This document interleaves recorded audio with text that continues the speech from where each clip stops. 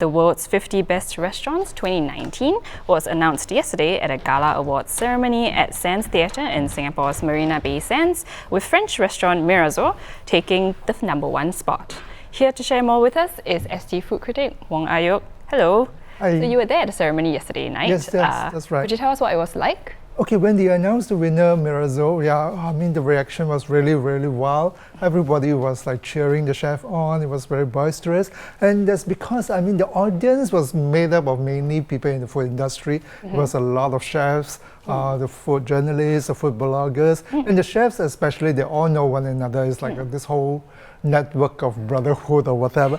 So they were all really very happy for Mirazor. And also, it wasn't a big shocker that it was #1 because last year it was #3, and the #1 and #2 last year are no longer eligible for the list this year. Okay, so speaking of this eligibility thing, recently there was a bit of this controversial change, right? Restaurants that have previously won the #1 spot in this award will no longer be eligible for the annual ranking. Could you share more about this? Yeah, that's right, because they made a change this year. They created a new category called Best of the Best for the previous #1 winners. Right. So it means that when you are #1, you are no longer eligible for the list. You just go on into this category.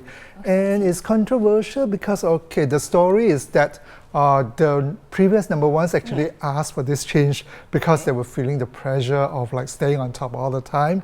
And also they don't want to drop out of the #1 position. So when you're #1 and then suddenly you're no longer #1, they're not very happy about that.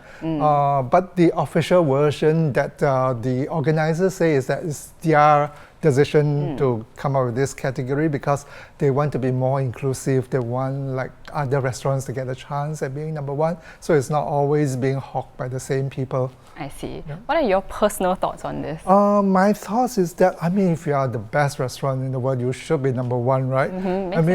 What's this about giving everybody a chance? What does that mean?